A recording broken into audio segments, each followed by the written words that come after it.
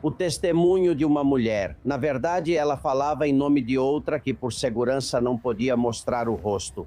Explicando como pagou a máfia, chegou às Canárias, ficou grávida do chefe da máfia, tiraram o filho dela. Bem, prostituição, abusos, agressões, estupros. Quem facilita que isso aconteça? Quem provoca o efeito de atração? Quem está abrindo os braços para que qualquer imigrante irregular e ilegal venha para este país e seja regularizado? Essa pessoa tem nome e sobrenome, não é? Vocês a conhecem bem. Os militares, evidentemente, se me derem uma ordem que é ilegal, eu, como militar, evidentemente não a cumpriria. É como se amanhã me dissessem: olha, pega esse fuzil e começa a atirar no seu companheiro. Não, sei que isso é uma ordem ilegal e não cumprirei ordens ilegais nas Forças Armadas. Assumirei minha responsabilidade e as consequências por não cumprir a ordem do meu chefe. Mas uma ordem que eu sei que é ilegal, eu, como militar, não vou cumprir. Begônia Gomes foi vista sorridente, radiante, estranhamente muito sorridente, cumprimentando, e Pedro Sanches abaixando a cabeça como se passasse sob uma linha de fogo. Inimigo? O que eu tiro disso? Que Pedro Sanches quis trazer Begônia porque era uma forma de normalizar isso, mas que não estava confortável, que queria chegar à cadeira o quanto antes. Mas, além disso, percebe-se uma distância entre os dois. Muito importante. Não sei se lembramos daquela campanha de trânsito de não podemos dirigir por você, pois eles vêm dizer queremos votar por você. Com o censo já vão votar. Por que essa preocupação em regularizar o quanto antes os imigrantes irregulares que estão na prisão? Porque na prisão não se pode sair para votar. Então vão ter registro de quem solicita o voto por correio, quem não solicita, e poderão falsificar esse voto por correio. É evidente que nos últimos processos eleitorais que foram realizados, o Partido Socialista sofreu um colapso generalizado. Exceto no voto por correio, onde em muitos casos superou até mesmo o Partido Popular em circunscrições eleitorais, onde o Partido Popular estava ganhando. O que há aí?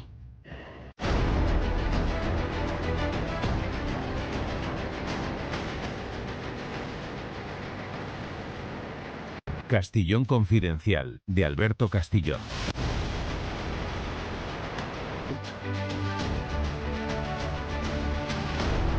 Bem-vindos, confidenciais, força e honra, e obrigado por estarem aí e por fazerem parte desta trincheira de liberdade. Preparem-se, pois há muitos convidados, muito para contar e algumas exclusividades no programa de hoje. Mas antes, acho que é obrigatório parar para falar sobre o que aconteceu ontem em Gran Canária. O Papa chega a Gran Canária, Sanches na primeira fila e todos falando do pobre imigrante que chega à Espanha. Das máfias que os exploram. O testemunho de uma mulher, na verdade ela falava em nome de outra que por segurança não podia mostrar o rosto, explicando como pagou a máfia, chegou às Canárias, ficou grávida do chefe da máfia, tiraram o filho dela. Pois é, prostituição, abusos, agressões, violência. Quem facilita que isso aconteça? Quem provoca o efeito de atração? Quem está abrindo os braços para que qualquer imigrante irregular e ilegal venha para este país e seja regularizado? Tem nome e sobrenome, não é? Essa pessoa, vocês a conhecem bem. Não há nenhum país na Europa, nenhum que faça esse efeito de atração, exceto a Espanha. E justamente é o país mais próximo dos lugares de onde vêm esses imigrantes. Ou seja, alguém está fazendo com que as máfias fiquem cada vez mais ricas, ganhem cada vez mais dinheiro e explorem mais imigrantes. Melhorem o tráfico de pessoas, explorem mais mulheres. Não consigo entender qual pode ser, além do próprio do eleitoral, esse olhar para o próprio umbigo muito típico de Pedro Sanches. Mas os efeitos, esses nós sabemos. Não faz muito tempo, Rubem Pulido esteve por aqui e nos falou sobre o negócio do tráfico de pessoas. A maioria dos traficantes se encontra na região norte do continente africano. Eles estão em Marrocos, estão na Argélia, estão na região da Líbia, estão na região da Tunísia, estão em todos esses países da região norte. Sim, no Sahel, obviamente, circulam quantias incríveis de dinheiro, mas é nessa região norte onde as taxas, os pedágios, por assim dizer, são mais caros, né? Porque são as áreas mais próximas do litoral, mais próximas dessas rotas para o território espanhol, e é onde mais dinheiro está sendo cobrado neste momento. Estamos falando a cada ano de centenas de milhões de euros só com o que é arrecadado nessas travessias de fronteira. Por exemplo, do Mali ao norte da Mauritânia, controlado por sinal por células jihadistas do Níger, para entrar na Argélia, vindo do Senegal para subir também até a região norte da Mauritânia. Todas essas travessias de fronteira têm um pedágio, você vai acumulando pagamentos, e o maior desembolso acontece nesses caiucos, nessas embarcações que mencionamos, por exemplo, no caso da Rota Balear, de milhares de euros. Eles estão vindo, está se pagando atualmente um valor entre 4.000 e 7.000 euros nessa Rota Balear. Uma coisa, não sou eu que digo, é algo que está registrado, que está na hemeroteca, nos registros das operações policiais, que chega a se pagar, em muitos casos, até 8.000 euros para embarcar rumo às costas espanholas a partir do norte da Argélia. Senhores, as máfias estão ficando ricas graças ao governo da Espanha. Nos últimos 6 anos, 170 mil imigrantes ilegais chegaram às Canárias por via marítima. A origem antes, há alguns anos, era o Marrocos. Em 2020, praticamente mais da metade. Hoje não, hoje são apenas 9%, segundo os dados que recebo de Rubem Pulido. A origem predominante mudou, agora vem do Maghreb e do Sahel profundo. Por exemplo, o primeiro país de chegada através de pateras às Canárias em 2025, Mali. Segundo país, Senegal. E terceiro país, Guiné. O que está acontecendo? Algo está mudando. A máfia dos barcos prefere trazê-los de lugares onde pagam mais, pagam melhor e pagam antes. As áreas de maior expansão do terrorismo jihadista são justamente de onde vem a maioria dos imigrantes para a Espanha: Mali, Senegal, Guiné, Mauritânia e Burkina Faso. Vocês acham que eles vêm com passaporte, com antecedentes criminais, que têm as digitais coletadas, que os países de origem colaboram para sabermos quem estão nos enviando? Não. Nada disso é feito. O próprio Rubem fala do risco que estamos assumindo ao aceitar qualquer coisa. As rotas da imigração ilegal são um vetor de infiltração terrorista e há operações policiais que também evidenciam isso, por mais que tentemos evitar olhar para lá. Os atentados estão acontecendo na Espanha, estão acontecendo cada vez mais, com cada vez mais frequência. Há alguns anos lamentamos um em Torre Pacheco por volta de 2020 ou 2021, um atropelamento fatal que no início também foi apontado como um surto psicótico. E depois a Audiência Nacional acabou abrindo investigações por atentado jihadista, porque havia manuais, porque houve um ritual prévio. Lamentamos o que aconteceu em Montefrio, lamentamos o que aconteceu em Pluga, lamentamos o que aconteceu em Valecas. Agora temos que lamentar outro recente em que todo o contexto é o mesmo, né? Uma reivindicação religiosa, é um atentado jihadista. Os atentados não param de acontecer, atentados jihadistas, mas são camuflados como surtos psicóticos para não criar alarme social. E assim o problema vai sendo encoberto e, por interesses puramente econômicos ou eleitorais, mantém-se o rumo como se fôssemos o navio do Open Arms, não é? Colaborando com as máfias. Enquanto isso, os centros de acolhimento nas Canárias estão há anos colapsados. Mais de 5.000 menores tutelados só em 2025. A ocupação desses centros é de 160%, portanto, quase o dobro da ocupação que deveriam ter. E a Rota Atlântica continua deixando cadáveres no Atlântico graças a esse efeito de atração Em 2024, 1.167 vítimas fatais verificadas. Com certeza há centenas a mais que não estão registradas. Em 2025, chegou-se ao número mais alto desde que se tem registros. 1.214 mortos. Insisto, há cúmplices que colaboram com as máfias, cúmplices que são responsáveis por essas mortes. E é quem, pensando apenas em interesse político, provoca esse efeito de atração repetidas vezes, provocando o que estamos contando aqui. O povo de Gran Canária tem isso muito claro, eles sabem perfeitamente.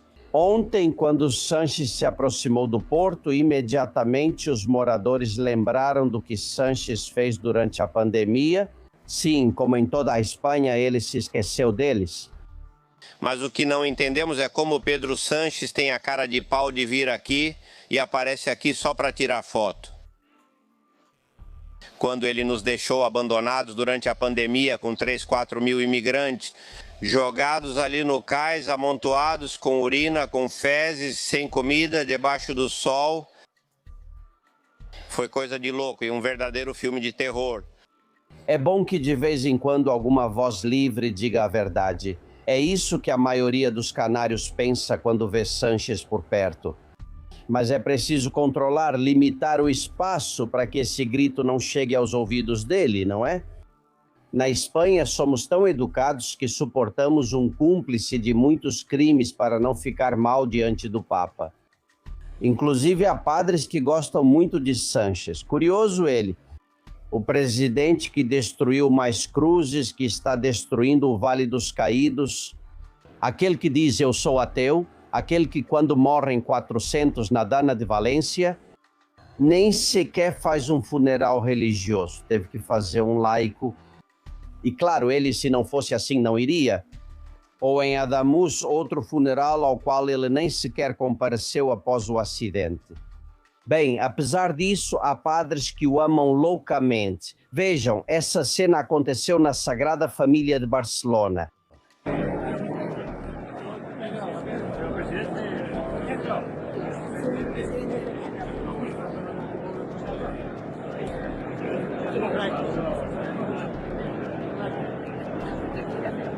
Amigos, talvez temos o que merecemos, mas não 8 anos e não a maioria dos espanhóis. Está na hora das coisas mudarem, mas para que mudem na política, na forma de agir, na corrupção e nos crimes, primeiro é preciso mudar a mentalidade social. Os políticos estão a nosso serviço, não para nos trazer problemas, como faz Sanches com a imigração, mas sim soluções. E como fazem todos os países europeus e a maioria no mundo, inclusive o Vaticano, os ilegais não podem entrar em um país sem ter permissão de trabalho, sem que haja uma mínima regularização. Isso é tão estranho assim? O que estamos dizendo é tão difícil de entender? Colaborar com as máfias, com o tráfico de pessoas, com as mortes no Atlântico, é o que este governo que temos agora na Espanha está fazendo. Isso não é a solução, é cúmplice. Sejam bem-vindos. Nós investigamos. Castillón Confidencial, de Albert Castillón.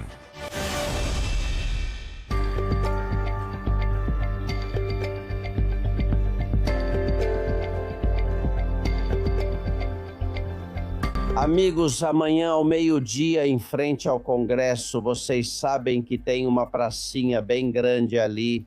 Bom, então esse será o lugar para que se concentrem militares do Exército Espanhol e que se juntem todos que quiserem, policiais, guardas civis, vocês também. Não faltam motivos para que os militares digam: chegamos ao limite. Já realizaram muitas ações de protesto. Esta é mais uma, mas uma muito contundente. Marco Antônio Gomes, presidente da Associação de Tropa e Marinha do Exército. Seja bem-vindo. Boa noite, Albert. Prazer estar com você. Obrigado. Não faltam motivos para sair às ruas, não é? Pois é, infelizmente. Infelizmente, como você bem disse, Albert, não faltam motivos. Já este é o 8º ano que a nossa associação é a única na Espanha que todos os anos vai às ruas para pedir direitos. E é, na verdade, dramático, é humilhante que nós, militares, tenhamos que ir às ruas pedir direitos, pedir dignidade. Não pedimos luxo, pedimos dignidade. Já chegamos a um ponto, Alberto, em que com as denúncias sobre os quartéis, como percevejos, salários e refeições, só pedimos remuneração e cama dignas, além de poder comer com dignidade. É isso que nós, militares, pedimos com frequência.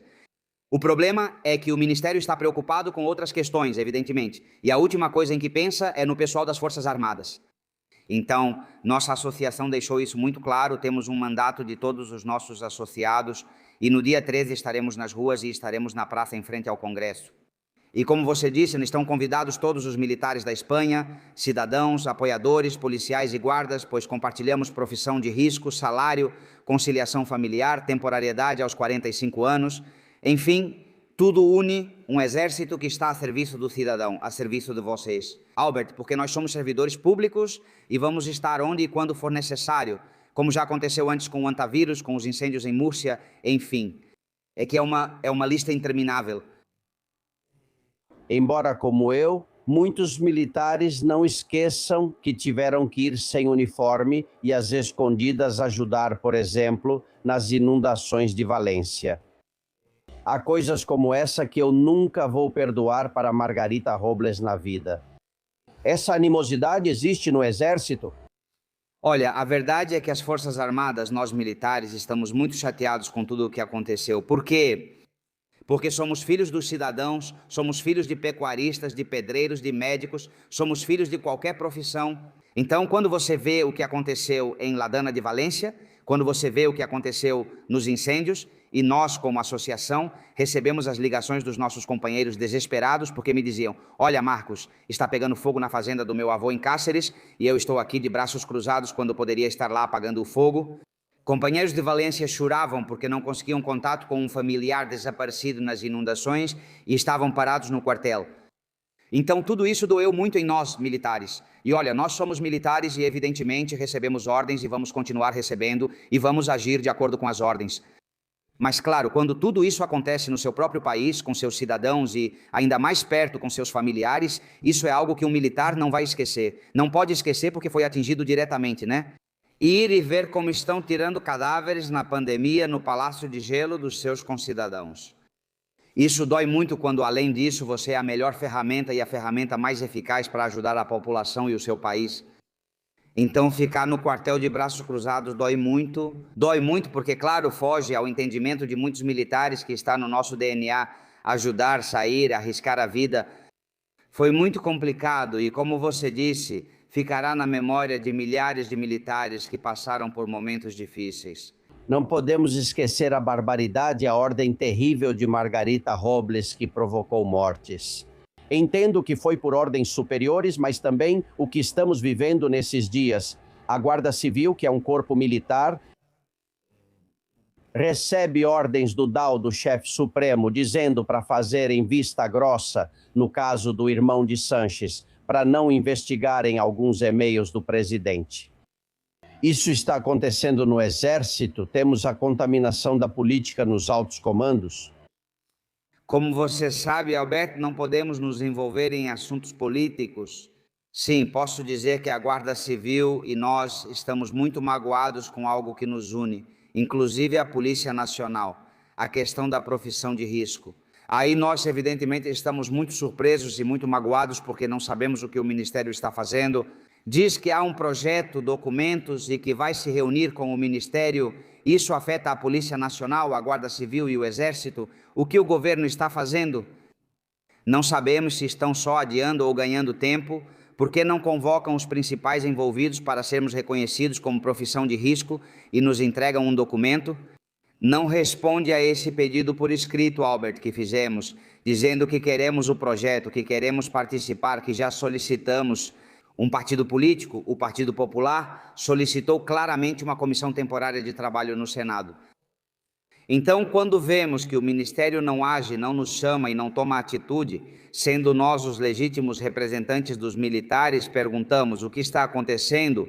A outra parte que você mencionou é algo que acho que outra pessoa deveria responder, mas vou te dar um exemplo do que pode ser relacionado à profissão de risco. Soma, 2 mais 2 é 4. Está claro? Olha, a última e talvez a mais complicada das minhas perguntas. Suas perguntas são sempre boas, Albert, nunca complicadas. O que acontece é que eu não quero te colocar em uma enrascada, mas nunca tivemos um governo que desse tantos golpes na Constituição como o que temos agora. E vocês, o Exército, juraram defender a Constituição e o Estado espanhol. Se algum dia tiverem que escolher, isso está claro para vocês? Olha, eu acho que as Forças Armadas devem obediência à legalidade e, evidentemente, nós respondemos com base na legalidade. O que nos mandarem e ordenarem, nós vamos cumprir. A pergunta, evidentemente, alcança níveis muito mais altos, não é?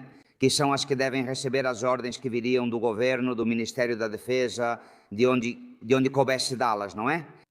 Como militares, nós sabemos que devemos obedecer às ordens dos nossos chefes, que realmente serão nossos líderes, porque já posso te dizer que um soldado ou marinheiro não tem esse tipo de pensamento em mente, né? É obedecer às ordens que nos chegam.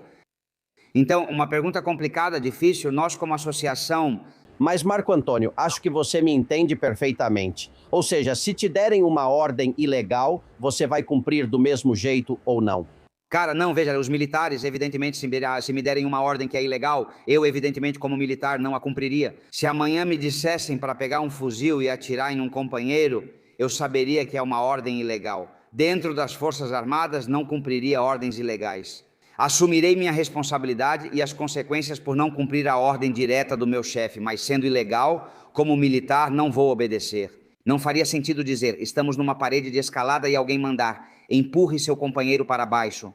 Cara, não, se eu empurrar meu companheiro e matá-lo, eu cometi um assassinato, não dá. Ou qualquer outra ordem. Ou deixa que ocupem Ceuta e Melilla, vire as costas e vá embora. Só para dar um exemplo, né? Não é verdade? Não, Albert, como você gosta disso, você se joga aí. Não, é que eu acho, Marco Antônio, que estamos nesse ponto. E a Dana é perigosíssimo. Morreu gente porque não mandaram vocês. Com isso, há uma responsabilidade gravíssima que espero que algum dia um tribunal independente coloque no seu devido lugar, né? Mas se isso acontecer, e nunca estivemos tão perto de que possa acontecer, que ordenem algo ilegal, como o caso da Dana, que era ilegal não ir ajudar, desta vez espero que vocês não aceitem. E não me refiro a você, me refiro aos comandantes, que são os que devem bater na mesa e dizer, até aqui. Eu quero acreditar que isso ainda existe, essa essência de defender a Constituição acima de um partido político. Cara, como militares, já adianto, a lei prevalece. Nós, principalmente do escalão mais baixo, a tropa de marinheiros, recebemos ordens. Já te digo que a Dana, os incêndios, muitas coisas que aconteceram, tivemos que esperar as ordens chegarem, porque somos militares, cumprimos as ordens recebidas. Isso não impede de dizer que, evidentemente, cada militar tem seu coração. E se ver na situação de que você pode agir, que ainda por cima tem as ferramentas necessárias, é muito difícil. É muito difícil. Posso garantir que é muito difícil. Cumprimos a lei e as ordens, mas isso não impede que alguém diga: estou em uma unidade de sapadores com todos os veículos blindados, podendo limpar ruas em poucas horas. Claro, você sente grande impotência, mas como você bem disse, Alberto, somos militares, sabemos nosso lugar e sempre cumpriremos a lei e as ordens dos nossos chefes. Essa é a diferença, ou você cumpre a lei ou as ordens. Às vezes elas não coincidem. Marco Antônio, boa sorte no sábado. Um abraço. Um abraço, Albert. E bom, como eu disse, quero te agradecer por essa oportunidade. Convidamos todo mundo. Evidentemente, para nós você está mais do que convidado. É um prazer. Tomara que você possa passar, nem que seja só para cumprimentar rapidamente. Muito obrigado. Vou tentar. Se cuida. Castillón Confidencial, de Albert Castillón.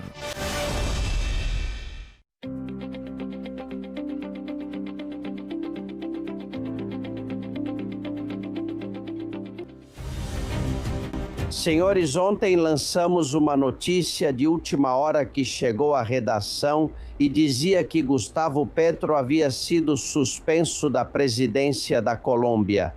Foi assim que contamos, entramos em contato com Pilar Almagro, que está em Bogotá, Ela nos contou a confusão que isso significava e a incerteza que havia naqueles primeiros momentos na Colômbia.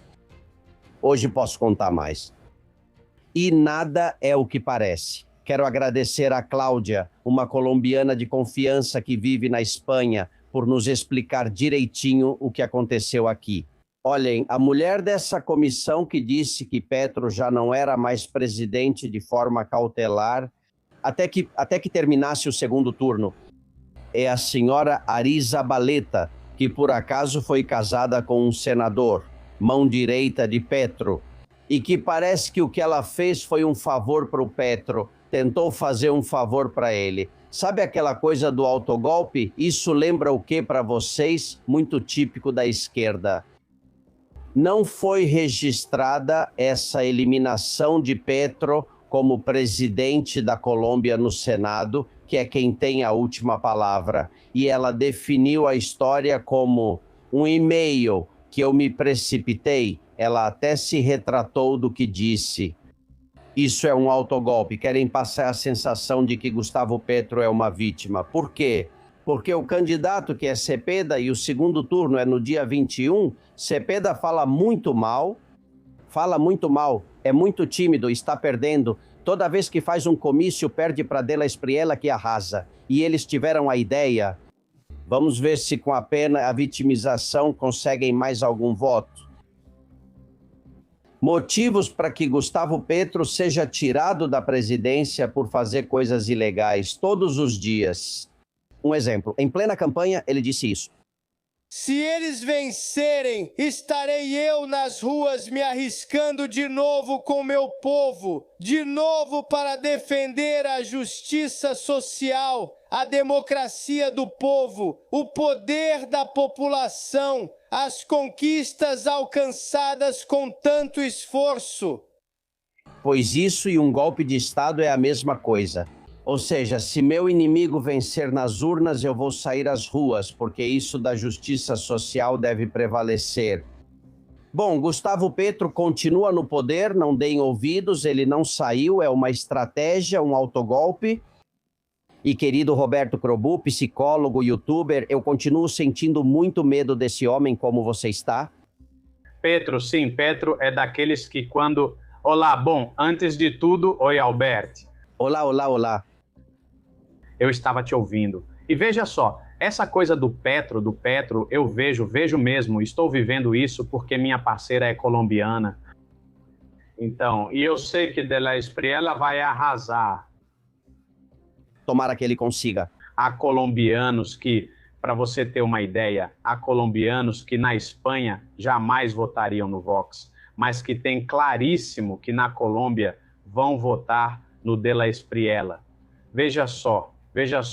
E mais, agora que não deu certo essa coisa de se vitimizarem, não sei se você sabe a última, estão tentando agora se agarrar a uma espécie de... a nacionalidade dos Estados Unidos que o Della Espriella tem para declará-lo como inelegível. Ou seja, que ele não poderia aspirar a ser presidente porque tem nacionalidade americana e jurou a bandeira americana sendo presidente, ao obter a nacionalidade, jurou a bandeira americana, jurou a Constituição americana, então não seria compatível com a presidência da Colômbia. Veja só toda a volta que eles estão dando quando ele já está registrado como candidato há bastante tempo e agora vem com isso 2 semanas depois, estão desesperados, Alberto, mas infelizmente... A porta dos fundos, a rasteira, nunca vencem de forma limpa e, se puderem, dão golpes de Estado. Bem, estamos muito atentos para que não nos enganem de novo. Deixem-me cumprimentar alguém que trabalhou muito duro. Acho que neste fim de semana ele vai para Badajoz, mas para descansar, relaxar. Dom Javier Pérez Roldan, advogado, secretário do Rasteoir, como você está? Olá, bem, cansado desses dias, porque foram, além disso, claro, em Badajoz, muito calor. Depois, um julgamento difícil, com sessões seguidas de manhã e à tarde. E éramos tantos advogados pelas acusações e pelas defesas que, enfim, um advogado já cansa, mas 14, 13 ou 12, não sei quantos éramos, cansa 12 vezes mais. Foi cansativo, mas terminamos, graças a Deus. É preciso parabenizar os advogados da acusação particular, todas elas, especialmente vocês, pela boa defesa do Estado de Direito. Porque houve dias em que parecia que o que era evidente estava escapando das nossas mãos e, no final, o julgamento terminou. E acho que ficou claro, né? Acho. Ficou claro. Eu sempre repeti a mesma coisa. Um julgamento é como uma partida de xadrez. É preciso antecipar e planejar a jogada. Podem levar os peões, mas você percebe as brechas que surgem. E, de fato, ali havia duas brechas muito destacadas, que eram 2 e-mails onde se via que o cargo de David Sanches e o de seu amigo Luiz Carreiro já estavam definidos antes mesmo de serem anunciados. Esses e-mails não surgiram nos interrogatórios, mas acabaram aparecendo no final. E, bom, então ficou evidente que não havia como encobrir o buraco que tínhamos feito. Esperamos que haja condenação, isso já não sabemos, agora está nas mãos do juiz. Mas ficou evidente para todo mundo que acompanhou. Porque a sentença só sai em setembro, me informaram isso. Porque agora, assim que terminar o ano letivo, o que acontece? Que parte dos funcionários dos tribunais tira férias em escalas e os próprios juízes, alguém tem que ficar de plantão no verão. E o que acontece? São 3 magistrados para dar a sentença, todos devem estar presentes, junto com o letrado da Administração da Justiça, antes chamado de secretário judicial. Então sempre haverá alguém de férias nessa época. Até todos estarem presentes, provavelmente será em setembro, embora possa ser em julho. Por isso... Sua aposta, pelo que conhece do caso, qual acha que vai ser a sentença? Não a que gostaria, mas a que acha que vai sair. Bom, sinceramente, acho que vai haver condenação. Vai haver condenação talvez não pelos 3 crimes, porque ali há 3 atos de tráfico de influência e de prevaricação. Um foi a nomeação de David Sanches como coordenador dos conservatórios, o outro foi a mudança de designação desse cargo, e o terceiro foi a criação de um cargo para um amigo dele que trabalhava em La Moncloa. Pelo menos por 2 deles vai haver condenação. O outro está mais em aberto, mas eu acho que sim. O irmão de Sanches iria para a prisão? Não, porque para cada um dos crimes o que pedimos são 2 anos, então o que acontece? Que mesmo que ele seja condenado pelos 3 crimes, ele seria condenado a 6 anos, mas não se vai para a prisão. Se para cada um dos crimes a pena não ultrapassa 2 anos, e não ultrapassa, são 2 anos, 2 anos e 2 anos. Então ele não vai ser preso, mas pelo menos já terá antecedentes criminais. E principalmente vamos ter que ver, porque esse é o primeiro familiar. Mas depois tem a Begonha. Begonha, na próxima segunda-feira já temos uma audiência para a abertura do julgamento, finalmente. A Begonha vai comparecer, você sabe, ou a polícia vai mandar alguém para Moncloa? Ela deve comparecer, não tenho certeza. Vamos ver, vamos ver. Mas enfim, ela apareceu com essa visita do Papa, vimos ela em Barcelona. Ou seja, pelo menos ela não está na República Dominicana, nem em nenhum paraíso por aí, longe das nossas terras. Ela está por aqui, vamos ver o que acontece. Ela tem que ir. Vamos lá, Roberto, você queria fazer 1000 perguntas ao nosso advogado. Sim. Bom, antes de tudo, quero te cumprimentar, Javier, e te agradecer pelo trabalho que vocês fizeram, não só no nível profissional na audiência, mas também na cobertura da mídia. Nós que criamos conteúdo estamos sempre atentos aos seus comunicados. E foi fabuloso. E é algo a se agradecer, né? Porque, acima de tudo, as cloacas midiáticas envenenam tudo e é muito difícil separar o joio do trigo, como costumam dizer, né? E depois, sim, eu tenho... Vamos ver, de qualquer forma, né, a condenação, eu tenho uma pergunta que é se a condenação implica a inabilitação. Porque com toda essa questão, para mim não ficou claro se Davi Sanches Pérez Castejon continua sendo titular desse cargo ou se foi retirado dele. E se ele vai pelo menos ter que devolver algum dinheiro, não vai para a cadeia, mas o dinheiro... O que vai acontecer com tudo isso? A condenação implicaria a inabilitação. De qualquer forma, na prática, não afeta o cargo. Por quê? Porque ele renunciou. Quando já se decide a abertura do julgamento, tanto ele quanto seu amigo, que era assessor em Moncloa, renunciam ao cargo. Por quê? Porque não se sentem confortáveis. Claro, trabalhando para trabalhar, que a deputação de Badajoz pague, já que havia tanta confusão lá, pois todo mundo em Badajoz, sinceramente, andávamos pela rua, indo jantar ou almoçar, pois tivemos que ficar lá e todos nos apoiavam. Vamos lá, por eles. Ou seja, todos em Badajoz sabem. Eram 2 caras de pau monumentais. O deles era coisa de opereta, recebiam como em opereta, nada de ópera ou parecido. Então havia vontade de condená-los. E o que aconteceu? Eles se sentiram desconfortáveis nessa situação e renunciaram aos seus cargos. E uma das coisas que pedimos é que devolvam o dinheiro recebido durante esses anos. E isso, Mas David Sanches é como parece, Javier. Quer dizer, ele não bate muito bem? Ele não bate muito bem. Eu sempre digo a mesma coisa, digo que ele é como Pedro Sanches, mas de fato faltou ferver mais uns 10 minutos, pelo menos. Sim. Ele fala mais devagar, fala igualzinho, se mexe igualzinho, mas como se fosse mais lento, como se estivesse em câmera lenta. Bem, e essa é a realidade. Na verdade, ele não respondeu às perguntas. Bom, ele tem esse direito, como todos os acusados, de não responder às perguntas da acusação. Mas em um assunto onde supostamente defendem publicamente que não há absolutamente nada, a versão deles teria ficado mais comprovada se tivessem respondido, não digo a todas, mas pelo menos a algumas das perguntas, as básicas, as fundamentais. Sim. Bom, senhores, quem dizia isso era Javier Pérez Roldán. Begônia Gomes, desfilada diante do Papa. Vocês estão vendo imagens de como Sanches e Begônia chegaram à Sagrada Família anteontem e como os ministros começaram a cumprimentá-los. Yolanda Dias trouxe a filha, aqui o pessoal traz a família, porque quem paga são vocês, tem open bar, hotel, viagem, tudo pago. O papel de Begônia Gomes expor ela assim não é por acaso. E Kobruch, psicólogo, analisa em detalhes coisas, por exemplo, essa cena de quando os reis da Espanha chegam ao altar. Reparem, Dom Felipe e Dona Letícia, diante de um altar o normal é fazer o sinal da cruz, não é? Até agora, Dom Felipe fazia o sinal da cruz e Dona Letícia não, como em Adamud. Desta vez, Robert não faz o sinal da cruz, nenhum dos dois faz. O que é isso?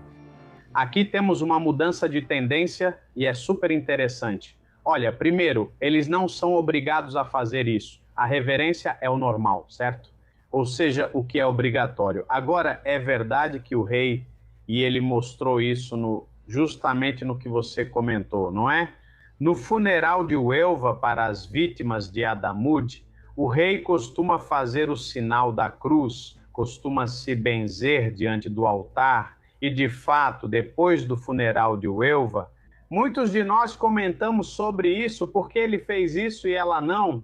Sabemos que ela não é religiosa, mas isso marcou, há uma diferença importante entre os dois, não é?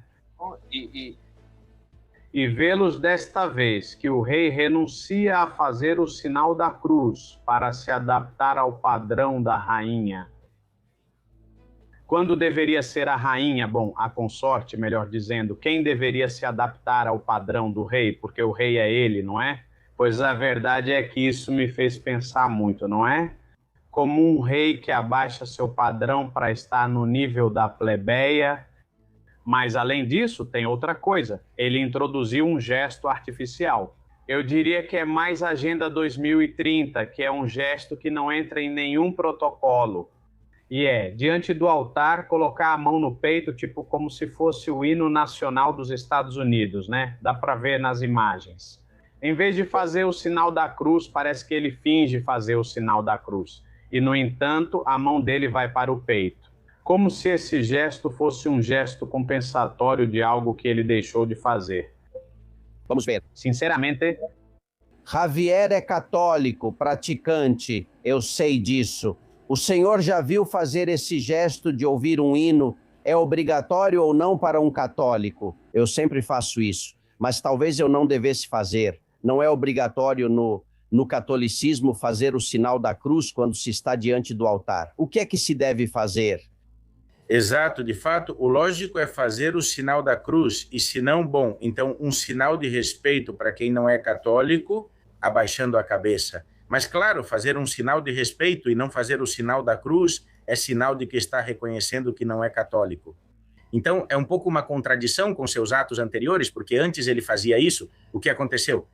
Aqui houve uma conversão ao contrário. Ele deixou de ser católico, nunca foi católico e fingia, e decidiu não fingir mais. Certamente, é assim que deve ser interpretado, não há outra maneira de interpretar.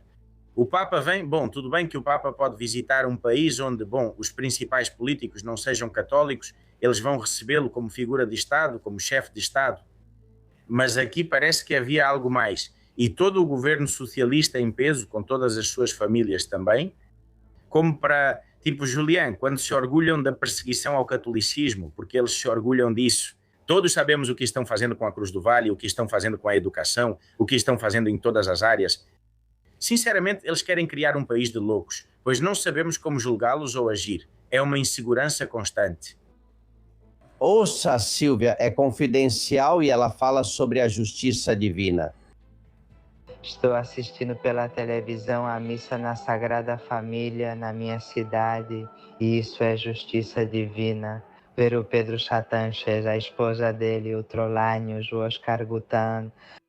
Bom ver todos eles ali curvados diante do Papa, engolindo o sapo, é justiça divina.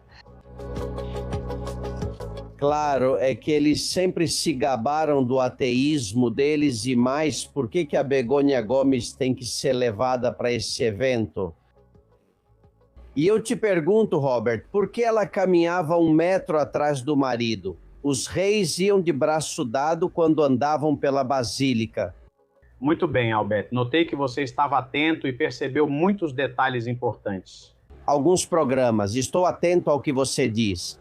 De fato, foi possível ver Pedro Sanches, que o pé da frente de Pedro Sanches, ou melhor dizendo, o pé que Begônia Gomes projetava à frente, costumava coincidir com o pé que ele mantinha atrás.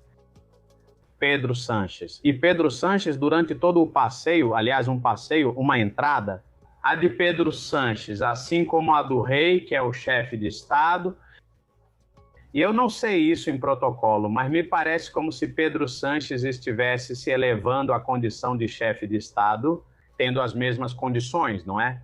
Então, eles entraram pelo lado, como depois entrou o rei, eles entraram antes do rei, e a diferença era visível no passo. Você vai me dizer, bom, não, é que Pedro Sanches tem o passo, ele tem a perna mais longa que Begônia Gomes.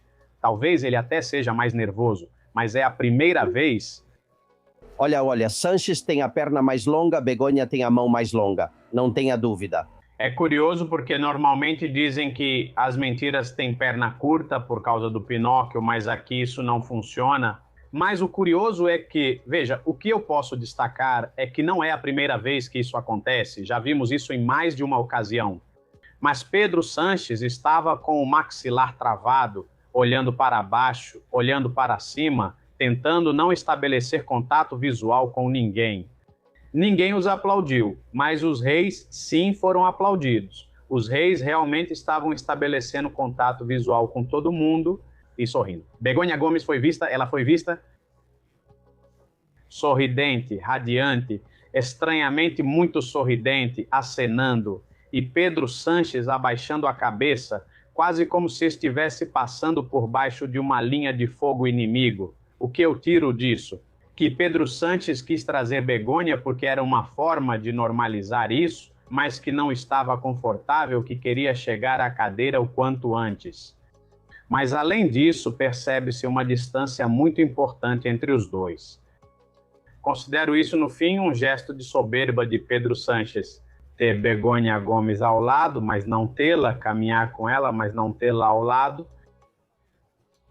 Cada um parecia que estava caminhando por conta própria. Eram 2 passeios totalmente diferentes, mesmo estando um perto do outro. E a conclusão que eu tiro aqui é que não custaria nada para Pedro Sanches oferecer o braço a ela. Ter empatia, com deferência com sua esposa, oferecer o braço a ela, como fez o rei, para que ela andasse ao mesmo tempo que ele, e ele não fez isso. E é a demonstração, mais uma vez, Albert, é a demonstração da falta de empatia desse homem que não tem sequer a capacidade de se colocar nessa situação. Em 4 dias ele vai dizer que não sabe quem é. Vamos ver, estamos prestes ao julgamento de segunda-feira. Você acha que foi, pergunto ao advogado, um gesto, uma manobra para normalizar, para dar uma força para ele diante do que vai acontecer na próxima segunda-feira, advogado? Eu não ficaria surpreso. Em Madrid, isso é chamado de arrogância. Eles foram lá para dizer, estamos aqui, aconteça o que acontecer, não importa o que venha, que caia uma tempestade, que chova canivete, nós fazemos o que queremos, e foi isso mesmo. E eu acho que sim. Existe um incômodo do Sanches, pois como presidente do governo e com foro privilegiado, ele se livrou de todas até agora. Acho que ele sugere a Begonha que ela foi boba por ter sido enganada, não mais boba que ele. O que acontece é que ele não pode ser investigado porque antes é necessário um acordo. Que as cortes autorizem isso, que concedam um pedido formal. Porque já sabemos que em Leyre tudo o que está saindo, mensagens onde aparece PS, Pedro Sanches. Já sabemos que mais cedo ou mais tarde todos os caminhos vão levar a ele, mas aí a UCO tem que parar, aí os juízes têm que parar. Bem quando chegam na porta da casa dele, mas não na da Begônia, mesmo sendo a mesma casa, a Begônia sim pode ser julgada. E então é uma espécie, eu vejo, de castigo. Ou seja, estamos aqui, mas no entanto eu te castigo e você fica um pouquinho à margem, atrás de mim. Eu acho, tá? Não sei. O Roberto entende mais disso do que eu poderia entender. Mas veja, Xavi, é uma informação confidencial. Ele me diz, você não sabe por que o Sanches está bravo com o Papa, né? Ele diz, porque dizem que ele é o sucessor de Pedro. E claro, Sanches é assim. Cuidado com o personagem. Bom, mas tenho 1000 histórias para contar para vocês e uma delas me tira do sério, como jornalista. Leyre Dias tinha 61 jornalistas sob seu comando na folha de pagamento. Um deles sabemos que é José Manuel Romero, do jornal País, e o diário.es está em todas as agendas. Estamos falando de 61 jornalistas que recebiam diretrizes, favores, argumentos, que maquiavam informações, que difundiam propaganda. Eu acho que se nós três começarmos a fazer a lista, chegamos a 120 agora. Mas digamos, é muito fácil saber quem é. Mas olhem, vou dar uma pista. O Jornal Público acabou de dar um prêmio para Álvaro Garcia Ortiz, procurador-geral do Estado, que teve que renunciar por corrupção. Ouçam ele. Bom, isso é importante. Primeiro porque é inesperado e depois porque entender que um procurador-geral do Estado seja nomeado personalidade do ano é algo, bom, bastante paradoxal. Entendo que são todas as circunstâncias relacionadas ao que aconteceu comigo. Exatamente o que o... Personalidade do ano público, que é de Rouras, do amigo íntimo. Bom, vamos ver, Roberto, fazemos a lista, você e eu, em 5 minutos, não é? Verdade? Temos os convocados para a Copa do Mundo da Corrupção.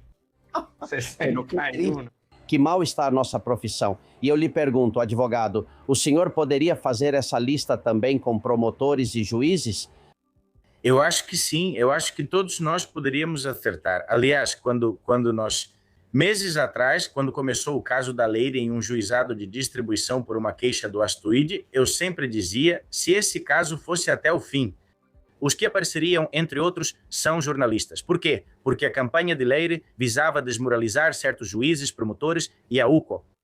Por um lado, pressionando-os judicialmente, se fosse possível, organizar queixas ou processos contra eles, e por outro lado, através da mídia, ou seja, tinha que haver jornalistas pagos. Isso é evidente. E claro, a cara de pau é total. Por exemplo, o promotor a quem perguntam sobre o prêmio dele, né? Premiar um promotor. Não, você não é promotor, você é ex-promotor. E quem eles premiam? Não é uma figura pública e popular. Premiam um criminoso, um condenado. Hoje em dia ele está condenado, então deveria ser o condenado do ano, não a personalidade do ano. E ainda é visto como promotor, mas não o premiam porque já não exerce o cargo, atua como promotor, mas já não é mais promotor geral. Essas também são contradições do nosso sistema. Total. Bom, e vocês sabem que... Desculpa, com licença, Alberto. Alberto e Javier, me perdoem, e com o discurso de um ministro que atacou diretamente a segunda turma do Supremo, dizendo que há juízes que cometem prevaricação. Eu entendi que ele se referia ao seu amigo Baltazar Garzón como prevaricador, mas depois falou isso do Supremo. Não está claro o objetivo dele. Mais histórias que eu não entendo. Eu estou um pouco cansado, como catalão, que toda vez que há um ato público apareçam 4 caipiras querendo boicotar, por causa dessa coisa de independência. Isso me dá uma vergonha terrível. Pensei que isso era coisa da época do Puyol e vejo que não, que continuam. Aconteceu de novo com os corais que cantavam para o Papa. Vou contar a história caso vocês não tenham visto por aí, porque é espetacular. De repente, eles percebem que entre as partituras dos 600 cantores, entre adultos e crianças, que faziam os corais na Sagrada Família, estava isso que vocês estão vendo. Uma partitura em que diz, bom, que em determinado momento haverá uma estelada que poderemos levantar e mostrar nossa reivindicação nacional e cantar os Segados. Além disso, há uma bandeira independentista devidamente dobrada para que ninguém perceba, colocada dentro da partitura. A Polícia Nacional percebe e tira todos, o coro inteiro, para a Rua Maiorca, que fica ao lado da Sagrada Família, para revistá-los. É muito triste fazer isso. Este é o vídeo em que, como vocês estão vendo, eles são revistados com raiva, com pessoas irritadas porque ninguém entendia o que estava acontecendo. Tem gente que ficou brava com os colegas que queriam fazer o protesto, e outros simplesmente não sabiam do que se tratava. No final, revistaram, eliminaram todas as esteladas que puderam e deixaram eles voltarem para a Sagrada Família para cantar. O curioso é que alguém gritou, viva a independência, e cantou o que quis, mas felizmente quase não deu para perceber. Olhem, isso me lembra os Jogos Olímpicos de Barcelona. Quando aconteceu, eu fui figurante nos Jogos Olímpicos, nos ensaios gerais, eu era um dos figurantes. Depois, na inauguração, nem me convidaram como deve ser, né? Como jornalista independente, não me queriam por lá. Naqueles Jogos Olímpicos, tenho certeza de que Pérez Roldán se lembra de que havia um monte de faixas que diziam Freedom Catalonia, ou seja, liberdade para a Catalunha. Além disso, foram distribuídos milhares de apitos entre o público para que, quando o rei falasse, eles assobiassem, tocassem o apito em protesto. Era um ato absolutamente vigiado, controlado e muito seguro. Quem introduziu esse material no Estádio Olímpico de Montjuïc? O presidente Pujol, no porta-malas do seu carro. E quem pagou por isso? O filho do presidente Pujol, Jordi Pujol Ferrusola, que agora enfrenta 29 anos de prisão. Há uma imagem em que se vê o rei, então Príncipe Felipe, como porta-bandeira da equipe espanhola. Vejam, por favor. A rainha cumprimentando seu filho. E o que é pior, Pujol aplaudindo a delegação espanhola, ou seja, o mesmo Pujol que colocou no porta-malas do carro as bandeirinhas e os apitos, depois faz o papel de eu sou mais espanhol do que ninguém. Acho que você já sabia disso, Javier, mas não mudou. Já se passaram 30, 40 anos, continuamos com a mesma bobagem. O que está acontecendo com a gente? Continuam fazendo jogo duplo, por assim dizer. Para quê? Para negociar, tirar o máximo possível.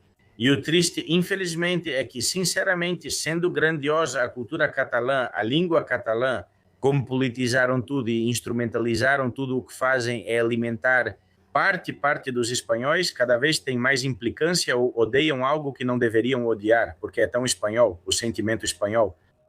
Os espanhóis somos muito diferentes, andaluzes, extremenhos, madrilenhos, catalães. São formas distintas de sentir a Espanha, mas todas formas de senti-la. E com essa manipulação da independência constante, de usar a língua catalã como instrumento político, de usar os símbolos de identidade catalã como instrumento político, o único que estão fazendo é romper não só a Espanha, mas dentro da Espanha, porque é Espanha, a própria Catalunha. Estão criando divisões entre os catalães e tudo isso para alimentar o próprio ego, para tentar buscar algo que os mantenha no poder, e algo que está cada vez mais, não sei como dizer, cada vez menos pessoas os seguem, porque as pessoas cada vez mais ignoram essas estratégias, essas coisas, mas eles continuam aí.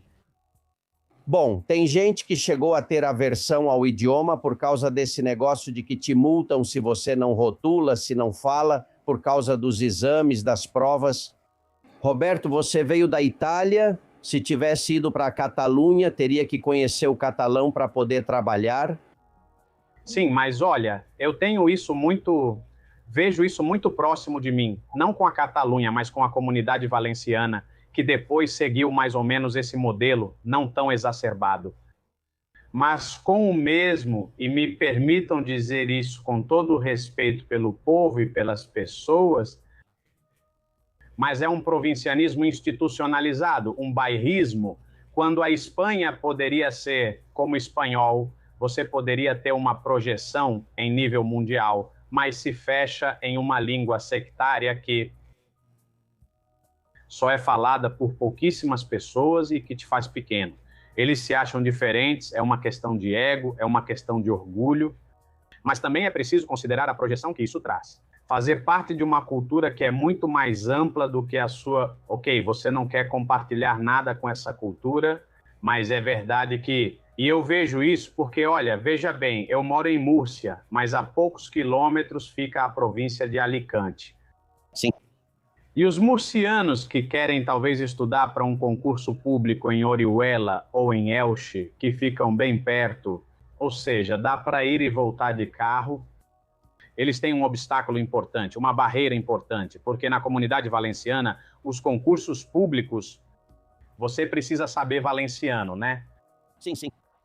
E os alicantinos, os de Orihuela e os de Elche, ninguém fala valenciano. Essa é a questão. Tremendo. Vejam só, na Catalunha, preocupados com essas reivindicações antigas, caipiras ultrapassadas, enquanto ainda não pegaram o assassino, pelo menos até agora. Talvez quando formos ao ar, sim, se Deus quiser, mas 2 mortos assassinados em 24 horas. E 1 a 1 quilômetro de onde estava o Papa, enquanto o Papa estava na Rua Balmes, em Barcelona. Voltamos a mostrar o rosto de quem atirou, é este aqui. Hoje mostramos de outro ângulo. Se você tiver alguma informação, não ligue para nós. Ligue para a Guarda Civil ou para os Mossos de Esquadra, para quem puder, para que nos ajudem. Tenho uma pergunta para você, advogado do Reino Unido, Edu. Se o juiz Pedraz acusar o Partido Socialista por organização criminosa e o Partido Socialista for condenado, poderia acontecer de o governo atual se tornar ilegal? Seria ilegal? Claro, ficaria o problema, mas isso não vai ocorrer porque o juiz Pedraz ainda precisa concluir a instrução e depois haverá o julgamento. Ou seja, por questão de tempo, não acontecerá. Agora podemos imaginar a seguinte cena, a seguinte situação, que aconteça um julgamento e um partido político que está no governo seja condenado. Bem, isso seria o colapso. O governo não cairia, pois apesar de eleitos pelos partidos, a titularidade do mandato é individual. O Partido Socialista seria ilegalizado. Suponha que o Partido Socialista seja condenado e proibido. Justamente porque teria que arcar com responsabilidades civis, desapareceria, no entanto, os deputados continuariam mantendo seu mandato. E além disso, como eu disse, é uma situação que não pode acontecer pelos próprios prazos processuais. Agora, é que está sendo investigado e o Partido Socialista vai acabar sendo acusado. Sim, estão falando de notas fiscais criadas. De propósito, para enganar o juiz, para cobrir todos os intervalos. Sim, mas Albert Rivera, em uma entrevista esta manhã, disse: mesmo que acusem Sanches, Sanches não convoca eleições. E eu acho que é isso que ele vai fazer, viu? Não se importa. E os companheiros de viagem que ele tem, como são, com todo o respeito, muitos ex-criminosos, ex-terroristas, o que menos importa para eles é uma corrupção ou outra, desde que continuem no poder, não é? Não vejo ele desistindo só porque colocaram corrupto em uma sentença, né? Eu não vejo isso. Eu acho que ele vai prolongar o máximo possível e talvez esse ódio que o Papa demonstrava seja porque ele quer o cargo, quem sabe assim, sendo Papa, consiga alguma proteção internacional. Mas ele, a não ser que a ONU dê algum cargo para ele que garanta a imunidade ou alguma instituição, não sei qual instituição confiaria nele, ele não vai sair. Bom, ele já pagou quase todas, viu, Robert? ONU Mulheres, a Organização Mundial da Saúde. Enfim, ele espalhou dinheiro público pela ONU, então é fácil que alguma dê um cargo para ele. Ele investiu na ONU e dentro da ONU em várias organizações, a própria ONU, a Organização Mundial da Saúde, a FAO. Há pouco tempo vimos ele em Roma com o assunto da FAO. Ele está tentando dar o salto, mas eu acho que o objetivo mais imediato que ele tem é a fraude eleitoral de 2027 que ele está preparando, que está tudo a favor dele, porque aqui todos estamos falando sobre o que pode significar colocar no censo eleitoral 2,5 milhões de eleitores, que não faz. Além disso, temos que explicar isso muito bem, Albert, que o governo não precisa que essas pessoas votem, mas sim que sejam eleitores, que haja um censo, que haja... Porque talvez aí, diretamente, o Partido Socialista possa assumir, como já aconteceu aqui na Espanha em eleições passadas, de reunir os votos em um mesmo endereço. Olha, veja, você se naturaliza, depois coloca o endereço do Partido Socialista para que os cartões eleitorais cheguem até você e nós te avisaremos. E depois, olha, vamos votar isso por você, tudo bem? Sim, mas isso é legal. E eu sei que vocês estão levando isso aos tribunais no Rasteoir. Sanches está dando direito ao voto pela lei dos netos. Pessoas que foram morar fora da Espanha em 1898 e há muitos de 1905. Ou seja, isso não tem nada a ver nem com o exílio, nem com a lei da memória democrática. É possível fazer isso sendo tão ilegal, advogado? Pode-se fazer porque, infelizmente, a legislação do voto por correio abre margem para a insegurança que todos conhecemos. E essa é a graça, é isso que ele procura. O que ele procura, como de fato, como bem indica Roberto, é criar um censo de eleitores. E lembram daquela campanha de trânsito, não podemos dirigir por você? O que querem dizer mesmo é, queremos votar por você. Tendo o censo, já vão votar. Por que essa preocupação em agilizar a regularização de imigrantes e irregulares que estão em julgamento? Porque na prisão não se pode sair para votar. Então vão ter registro de quem solicita o voto por correio, quem não solicita, e poderão fraudar esse voto por correio. Nos últimos processos eleitorais, o Partido Socialista sofreu um colapso generalizado. Menos no voto por correio, onde em muitos casos superou até mesmo o Partido Popular em regiões onde o Partido Popular estava ganhando. O que está acontecendo aí? Bom, é que todos sabemos agora que está tão na moda a articuladora Leire, que a Leire ficou responsável pelos Correios e já estão aparecendo mensagens de WhatsApp e comunicações da Leire quando ela trabalhava nos Correios. Vamos ver o que pode surgir e que manipulação pode ocorrer no voto por correio.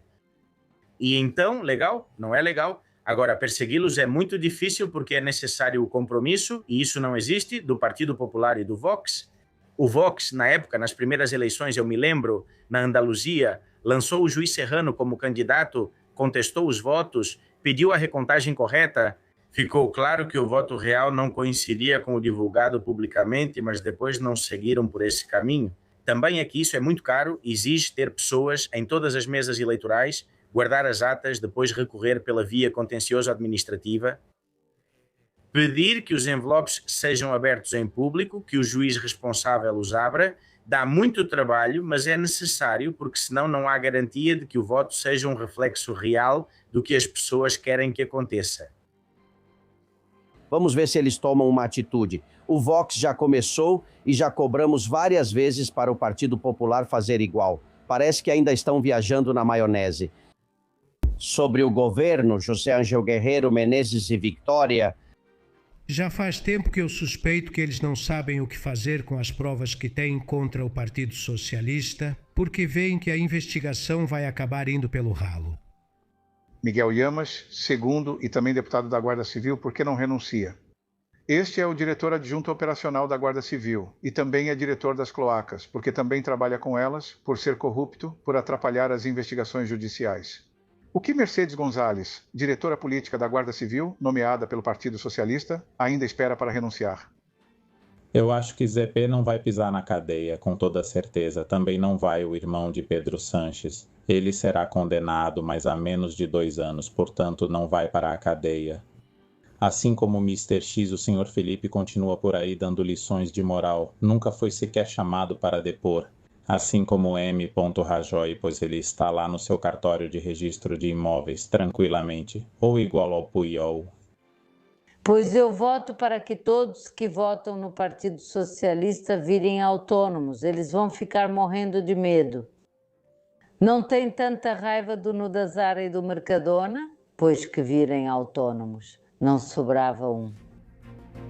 Me surpreende muito que o Dal da Guarda Civil, ou a diretora-geral, ou Marlaska estejam todos ainda no cargo, mesmo sabendo que mentiram que se reuniram com um agente que queria destruir juízes, advogados, promotores, jornalistas, e você, Javier, estava na lista com certeza. Vamos ver, em uma das agendas foi publicado, é que posso falar sobre isso porque já é público, justamente uma menção feita a Astroil, dizendo algo como, são ultra, muito de extrema direita. Bem, aí é que de tudo o que estavam fazendo na Espanha tem que sair, foram alvo da perseguição dele. Foi alvo, nesta semana em que terminamos o julgamento de David Sánchez. Bom, então soubemos ali na hora, porque é quando sai toda a informação que, por exemplo, a UCO, que investigou os e-mails de David Sánchez, foi pressionada para não continuar investigando porque havia e-mails de Pedro Sánchez. Sim, sim. Ou seja, a juíza que levou aquele assunto foi pressionada, ela foi seguida, ela e seus filhos foram seguidos na entrada e saída da escola, ela quando ia à academia. Acontece que não só isso, mas também tentaram colocar um advogado para recusar a juíza. Isso só em Badajoz. Vamos supor, todos sabemos o que acontece no Tribunal 41 de Madrid, o que está investigando Begoña Gomes, a esposa do presidente do governo. Pois foi divulgado e está nas agendas de Leire que ele tinha 2 documentos de identidade, dando a entender que era um criminoso. Jornalistas foram marcados e destacados, algo que já sabemos há muito tempo. Há jornalistas que foram expulsos de determinados programas, por exemplo, por falarem das irregularidades de... Isso aconteceu recentemente com Isabel Sebastián, sobre as irregularidades da identidade digital para poder votar. Bem, isso é uma realidade, é o nosso pão de cada dia. E quando sair toda a lista de jornalistas mantidos pelo governo, que receberam programas, que receberam salários milionários, que receberam pagamentos extras, que receberam informações privilegiadas reais para se posicionarem profissionalmente, mas também com a obrigação de divulgar notícias falsas, e depois são esses que têm aqueles espaços de neutralidade de bom, pois todos esses vão estar lá. E a realidade é que na Espanha a corrupção política, a pressão, os esgotos e as cloacas se espalharam para todos os profissionais e contra todos os profissionais honestos. Que difícil é trabalhar neste país. Aliás, Roberto, já sabemos a cotação exata das joias de Zapatero com o perito que o juiz mandou investigar. Já não é mais especulação. Estão em 1.300.000 euros. Sem justificar, sem um certificado da alfândega dizendo se pagaram impostos, sem saber de onde ele tirou. Aqui temos a teoria de que vem de Dubai, que são presentes de pessoas de Dubai, e já adianto algo que vamos aprofundar em breve. Me dizem que Delcy Rodrigues é dona de várias joalherias em Dubai. Vai fazendo sentido, não é? Nos enganaram dizendo que 30, que 40, que 50 mil é um símbolo muito importante psicologicamente. E você é psicólogo, as pessoas vão ficar com isso. Com um colar de rubis e diamantes, não é? Sim, mas não só as pessoas vão ficar com isso, como isso é o que muito provavelmente vai colocar Zapatero na cadeia, com muito mais probabilidade do que o caso Plus Ultra. Veja, aqui estamos falando de um crime fiscal pelo qual o rei, atribui-se ao rei ter fraudado cerca de 60 e poucos milhões que recebeu em uma conta suíça. O rei Juan Carlos I, o rei emérito. O rei teve que abdicar para não ir para a cadeia, sair do país e fazer uma declaração posteriormente, certo? Fazer uma declaração, uma regularização para não ir para a cadeia. Mas é que Zapatero não pode abdicar como rei. Não vão pedir para Zapatero ir embora porque ele já não tem nenhum cargo. Mas pior ainda, que Zapatero, tendo sido pego, não fez o que fez o rei emérito, que foi uma declaração, repito, uma declaração pela qual ele se regularizou e pagou, acho que pagou cerca de quase 5 milhões de euros por esse dinheiro. Então, claro, para Zapatero só resta ir para a cadeia. Não esqueçamos que para Imanol Arias e para Ana Duarte, o fisco espanhol por alguns crimes de fraude, pedia não sei quanto, acho que eram 30 anos de cadeia ou algo assim. Bom, mas a Receita Federal é como a Advocacia do Estado e como a Procuradora-Geral, não é mesmo, Javier? É muito favorável à parte que governa e os coloca no cargo. Essa é a questão. Por exemplo, no caso de David Sanches, todos sabemos que supostamente ele estava morando no Vaz e ninguém fiscalizou. Ele estava morando em outro país, recebia um salário da Diputação, um salário da Espanha com obrigação de trabalhar na Diputação e ninguém percebeu. Begonha Gomes, nós também soubemos, a partir dos últimos relatórios, que ela estava recebendo dinheiro de um software que não era dela e ninguém investigou nada. A Receita não trata todos igual. Membros do Partido Socialista, de fato, têm proteção. Para fazer qualquer tipo de irregularidade, e o que é evidente é que aqui a Advocacia do Estado deveria se apresentar nas ações que estão sendo tomadas para dizer, cuidado, aqui há joias avaliadas em 1.300.000 euros que não pagaram nenhum tipo de imposto, que não sabemos onde foram compradas, onde foram vendidas, quando foram trazidas, a que título. Porque se for como presente, teria que pagar imposto de doação, se for feito aqui, pela situação de desemprego que tem. Claro, se eu dou para um sobrinho meu que faz a primeira comunhão e dou de presente um relógio de 60 euros, bom, isso se entende que não é doação, mas esses valores, ou era pagamento por serviços, com que finalidade era? Não ouvimos que a Receita iniciou qualquer investigação. Sapateiro, lemos na imprensa que você tem a intenção de invalidar as provas que chegaram dos Estados Unidos através do telefone de Rojas, do ex-chefe da Plus Ultra que está foragido. Ou seja, ele parece que tem tudo sob controle aqui ou acha que tem. Vamos invalidar os Estados Unidos, que é o que eu não controlo. Quase ninguém acredita que possamos vê-lo na prisão, o que, senhor Javier, fala muito mal da justiça neste país. Fala muito mal da justiça? Olha, não é só que fale mal, de qualquer forma. Não podemos perder a esperança porque sempre há uma primeira vez. Até agora não houve nenhum ex-presidente. Bem, também é verdade que Sanches governa e até agora ninguém tinha governado como presidente do governo tendo menos votos. Ninguém foi expulso do Partido Socialista e conseguiu voltar. Sanches conseguiu. Por que razão Zapatero não pode ser o primeiro ex-presidente e Sanches o segundo? Porque Sanches mais cedo ou mais tarde vai deixar o poder e o que é evidente é que enquanto ele ocupar o poder, vai ser muito difícil julgá-lo. Mas quando ele tiver que abandonar o poder ou quando o tirarmos de lá, ele vai ter que prestar contas porque todas essas questões que estão sendo investigadas contra Ábalos, contra Coldo, contra, bem, o Procurador-Geral do Estado, todos nós sabemos que o procurador não agia por conta própria, que havia alguém por trás e esse alguém era Sanches. Claro, está claro. Aliás... Me diga, Roberto, para finalizar... Tem um joalheiro que me disse que se colocarem à venda por 1.300.000, ele vai hipotecar e comprar. Ou seja, vale mais. Que vale muito mais, segundo esse joalheiro. Bom, vamos deixar assim.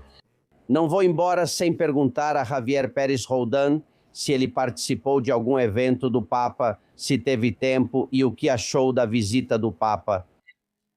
Minha família participou. Eu não, porque estava em Badajoz.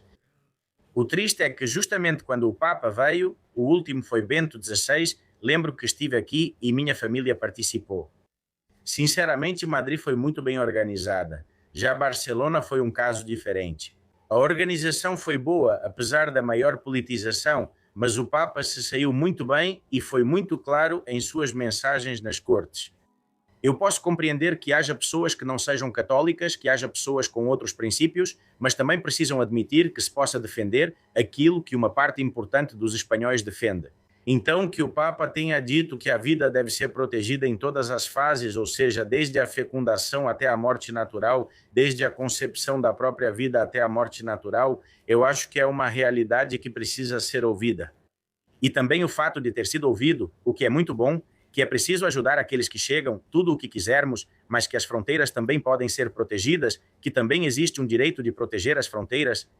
Isso é algo que há muito tempo não se ouvia de forma tão clara e tão forte, e essas mensagens, além da mensagem religiosa, que é a principal, o Papa é o vigário de Cristo e buscamos a salvação eterna. Falo para quem não acredita. Você repetiu várias vezes, Robert, que um Estado não pode matar. E ele se referia diretamente à eutanásia. Há 2 discursos em que ele mencionou isso. O que acontece é que aqui fazem ouvidos de mercador, ouvem o que querem, não é? Essa é a operação de propaganda, de marketing mental, que Pedro Sanches está tentando impor. Que não sei se vocês perceberam, mas Pedro Sanches está fazendo uma marcação homem a homem no Papa. Ele tem estado perto dele. Bom, primeiro foi visitá-lo no Vaticano, depois o recebeu no dia em que veio a Madrid, depois esteve com ele em Barcelona, hoje nas Canárias, ontem nas Canárias. Ou seja, por que Pedro Sanches quer estar tão perto do Papa? Por que Pedro Sanches quis trazer o Papa ao Congresso dos Deputados? E atenção, porque esse é um mecanismo de manipulação brutal, se ele conseguir. Porque o sanchismo o que pretende é transformar, veja, não usar o Papa para lançar uma mensagem alinhada ao Vaticano. Não, muito pelo contrário. É transformar o Papa em um porta-bandeira do seu discurso. Quando o Papa diz proteger a vida até a morte natural, ao dizer morte natural, ele já disse tudo. Nada de eutanásia, nada de aborto. Mas eles, ao se mostrarem sempre próximos do Papa, o que estão conseguindo transmitir à população é: o Papa concorda com o que nós dizemos. Essa é a propaganda do sanchismo, tão perigosa. A mente humana é tão fraca que agora é capaz de acreditar que está a favor do que Sanches aplaude. Vimos o Sanches que defendia Guaidó, depois se abraçava com Maduro, depois era social-democrata com a bandeira da Espanha nos comícios, mais tarde se abraçava com a ETA. Agora você me diz que vamos ver um Sanches católico, apostólico e romano e as pessoas vão engolir isso. Não, não, não. Vamos ver um Papa que, segundo eles, concorda com o que diz Sanches. Ou seja, eles não estão se aproximando do Papa. Eles estão tentando, mostrando Pedro Sanches perto do Papa, estão tentando fazer acreditar que o Papa concorda com Sanches. Essa é a inversão semântica da narrativa que eles querem impor. É terrível. E o pior é que vão acreditar nisso. Bem, meu querido Roberto Crobus, senhor Javier Maria Pérez Roldán, vou deixá-lo descansar. Sei que no fim de semana o senhor estará em Badajoz, tranquilo, passeando pelos melhores restaurantes. É assim que quero vê-lo. Um forte abraço. Muito obrigado. Até logo. Obrigado, companheiros. Um abraço, amigos. Gênios, pessoas com uma capacidade magnífica de nos contar o que acontece. Na redação, últimas mensagens. Susana Gás, conte pra gente. Aqui estamos, Alberto, na redação do Castilhão Confidencial, como sempre, recebendo essas mensagens e opiniões de todos os nossos confidenciais. Oda Baio diz que a Espanha está perdida, o Partido Socialista é a grande doença e o Partido Popular um dos sintomas. Alfredo lembra que Petro é um destacado discípulo do corrupto e mentiroso sátrapa da Moncloa.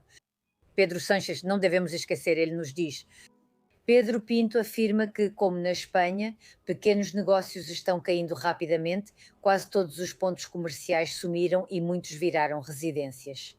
A tristeza é sentida nas ruas, até que a maioria dos poucos bares que ainda resistem também estão fechando. O que em crises anteriores foi um refúgio para muitos trabalhadores desempregados, hoje ninguém investe ou tenta reerguer um bar. Vanessa também faz uma crítica a todos que se esforçaram. Ela diz que é um esforço passar em um concurso para ser policial, é direcionado a eles, e depois o esforço para subir na carreira para no final sofrer a humilhação por culpa dos DAOs. DAOs superiores, colocados evidentemente por indicação dos políticos da vez, deve ser frustrante. Não, é uma contradição. Esses altos cargos também juram a Constituição Espanhola. A cúpula da polícia deveria ser escolhida por mérito, por trajetória, por liderança, não por amizades políticas, porque assim transformam a política em servidão de políticos e não em servidores e protetores da cidadania espanhola. Por outro lado, António diz que o hemiciclo é um mercado de porta-vozes que fazem um teatro maravilhoso para que todos os cidadãos acreditem que trabalham, mas não dizem nem fazem nada pelo povo, tudo é para eles. E também nos falam de Barragán, sucesso de Barragán, porque o senso comum, o senso político e o senso de humor estão brilhando. Nos diz Josefa Barragán para presidente. E a última também diz: Maria, muito obrigada por nos manter bem informados. mas também por estar com Barragán, que foi ótimo. Um abraço para toda a equipe. Vamos encerrar por aqui, porque é sempre importante ter um pouco de senso comum e aquele humor político de vez em quando. Sigam-nos em todas as redes sociais. Estamos compartilhando em todos os canais todas as informações sobre Alberto Castillón constantemente e também temos esse jornal digital que é totalmente gratuito, onde vocês podem acompanhar todo o trabalho que fazemos diariamente. Muito obrigada, Alberto. Muito obrigado. E em 1 minuto, Paco Álvares, heróis, e além disso temos um convidado que, se vocês estiverem em Madrid em alguns dias, os convida para uma feira, apenas convites para confidenciais. Aviso que a entrada custa mais de 300 euros e vocês podem ir de graça, em 1 minuto. Castillón Confidencial de Albert Castillón.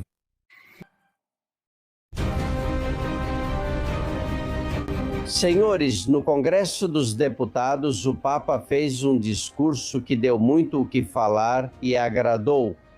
Até mesmo aplaudiram aqueles que são contra tudo o que o Papa disse no discurso. Isso demonstra o nível intelectual da maioria desses cargos públicos, desses políticos.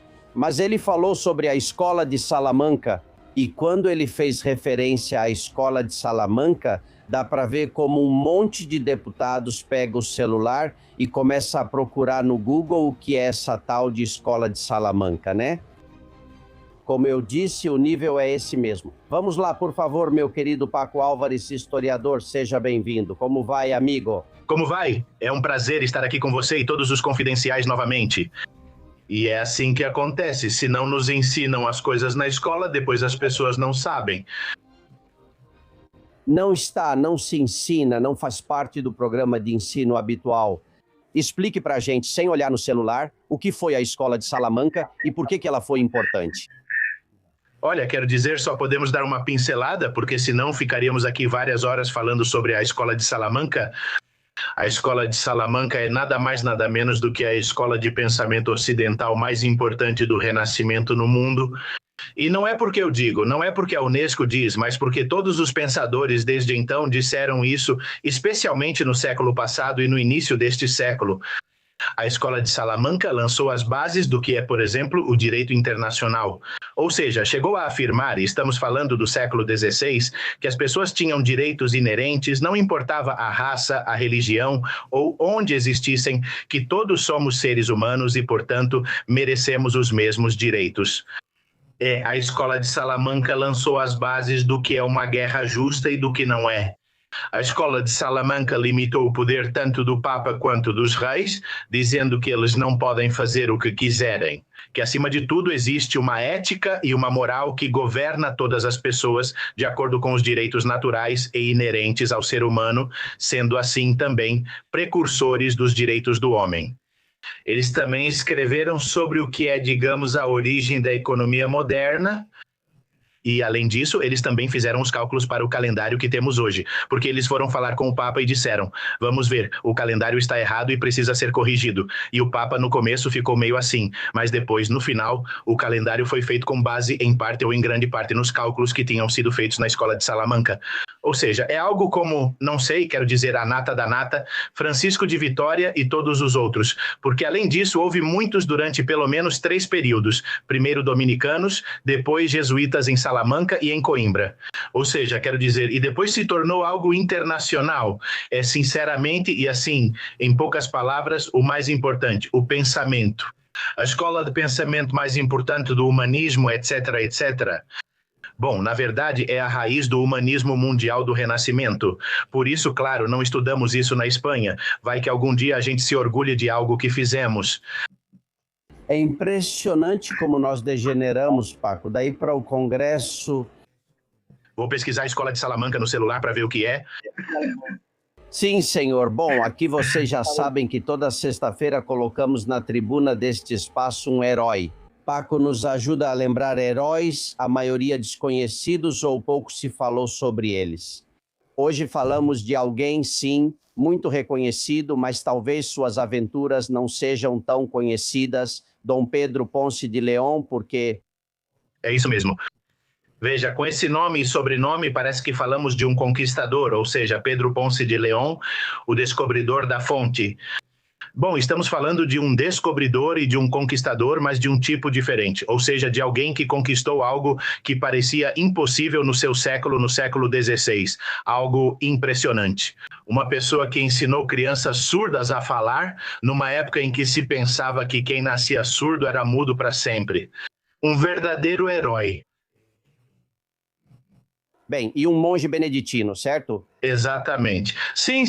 Um monge beneditino que sempre foi um monge beneditino comum. Veja, ele nasceu em Sahagún em 1508, desde jovem, aos 18 anos, entrou para a Ordem dos Beneditinos, onde ficou até partir para o céu em 1584. Primeiro ele estudou na Grande Abadia, no pequeno Cluny de Sahagún, em León, e depois foi designado para Oña, em Burgos, onde passou praticamente toda a sua vida e praticamente toda a sua carreira. Mas ele nunca teve nenhum cargo, ele sempre foi um monge comum, mas o que ele fez foi maior do que qualquer coisa que o maior abade pudesse fazer. O que ele fez foi, de fato, ensinar. Ele se dedicou não apenas a algo que se acreditava impossível, mas até mesmo a contradizer Aristóteles. Porque Aristóteles havia dito, eu tenho aqui na cola que os surdos de nascença estão impossibilitados de falar e de entender ideias abstratas e morais. Foi isso que Aristóteles disse, e claro, quem é que vai contrariar Aristóteles? Pois um monge comum. É que, olha, a gente tem cada herói incrível na Espanha. Esse homem mostrou que nem todos os surdos eram mudos e que, claro, podiam se comunicar igualzinho a você e a mim, né? Isso mesmo, ele desenvolveu um sistema. A partir de tudo isso começou porque Gaspar de Burgos, que era filho de um nobre, entrou no mosteiro em Oña, em Burgos, para ser irmão leigo. Porque como era surdo de nascença, não podia falar e então não podia ser ordenado, digamos, com as ordens maiores. E ele pegou Gaspar pela mão e disse, vamos lá, vamos te ensinar a falar. Ele ensinou a falar, atraindo ainda mais atenção, inclusive dos condestáveis de Castela, que tinham filhos, que eram Pedro e Francisco, que, claro, se você era surdo-mudo, não podia herdar, segundo as leis castelhanas. Então, isso mudava tudo. Esses foram levados ao nosso frei Pedro Ponce de León, e ele, com seu método que ia ampliando e preparando, não só lhes ensinou a falar castelhano, mas também lhes ensinou latim e um pouquinho de italiano. Quer dizer, isso era incrível. Paco, estamos falando da língua de sinais, não é? Sim, a princípio a linguagem de sinais, mas através da linguagem de sinais ele conseguia fazer com que eles desenvolvessem sons que fossem compreensíveis para quem não é surdo. Ou seja, quero dizer, é um sistema muito, muito complexo e, se quiser, já foi aprimorado. Mas o curioso é que esse sistema se perdeu ao longo dos séculos. Não sabemos se foi porque, claro, os morgadios se mudavam de mãos, porque, claro, um surdo que deixa de ser surdo, um mudo que deixa de ser mudo pode herdar. E isso teria mudado grandes títulos na Espanha, pois digamos que com a morte de Dom Pedro a questão desapareceu, ou de Frei Pedro, melhor dizendo, a questão desapareceu, até que o manuscrito apareceu novamente em 1986, finalmente. E finalmente se recuperou o que já se sabia que existia, que havia um método real por trás e capaz de fazer com que os surdos de nascença não fossem surdos mudos se não tivessem impedimento, digamos, físico. Ou seja, quero dizer, é incrível. Ou seja, uma pessoa, um monge, com toda a sua santa paciência, no século XVI disse, não, senhor, não concordo com o que Aristóteles diz, não concordo com o que foi dito durante toda a vida e eu vou ensinar as crianças surdas a falar. E ele fez isso, é incrível. Que personagem Dom Pedro Ponce de León? Ele tem alguma homenagem que reconheça tanto valor? Sim, mas eu acho que, como sempre, não o suficiente. Existem muitas escolas e instituições relacionadas à educação especial que levam seu nome, principalmente no ensino fundamental, na Espanha e também na Hispanoamérica. Em Sahagún, ao lado dos restos da abadia, há um monumento incrível em homenagem a ele. E em Oña também há um monumento onde ele passou praticamente toda a sua vida. Em Barcelona, em Madrid, mas no final, ou seja, quero dizer, esquecemos que a primeira pessoa no mundo que ensinou um surdo a falar foi um humilde frei leonês. Ou seja, ele disse, não, senhor, Ele disse: não existe sonho impossível, isso é ser Dom Quixote. Como assim não se pode ensinar uma criança surda? Pois eu vou me empenhar. Ou seja, cada criança que aprende a surda, que nasce surda e aprende a falar, é um monumento ao que começou Pedro Ponce de León. Que bonito que você lembre de pessoas como essa toda sexta-feira aqui. Estamos encantados de saber tanto que a maioria de nós desconhecia. Prepare-se, porque na próxima semana vou te pedir mais e, enquanto isso, no canal do YouTube de Paco Álvares, que é da equipe Histórias Confidenciais. Vão lá, se inscrevam e assistam a todos os vídeos. Um abraço, Paco. Um abraço, amigos. Até logo, Albert.